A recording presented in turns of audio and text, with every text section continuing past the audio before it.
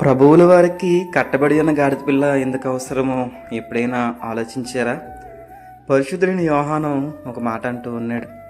కుమారుడు మిమ్మును స్వతంత్రులుగా చేసిన యెడల మీరు నిజముగా స్వతంత్రులయ్యుందురు అని.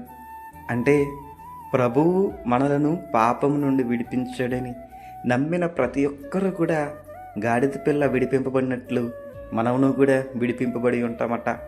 చూడండి, మనిషి గాడిదను వాడుకుంటేనట మానవులు వాడుకుని విడిచిపెట్టిన మురుకు వస్త్రాలను మొయ్యడానికి మాత్రమే వాడుకుంటాడు. అదే దేవుడు గాడిదను వాడుకుంటే ఎలా వాడుకున్నాడో చూడండి. బుద్ధి లేని బిలాముకు గాడిదతోనే బోధ చేయించాడు కదా. గాడిద పైన ప్రభువు ఆసీనుడిగా ఉన్నాడు కనుకనే ఆ గాడిదకు అంత గౌరవము వచ్చింది కదా. ఒక్కసారి దేవుడు నన్ను పాపము నుంచి విడిపించాడని నమ్మి ఆయన కోసం బ్రతికి చూడు, దేవుడు నిన్ను కూడా గొప్పగా వాడుకుంటాడు. మరి నీవింకా కట్టబడి ఉన్నావా, లేదా దేవుడు విడిపించాడని నమ్ముతున్నావా? ఆలోచించునేస్తమా?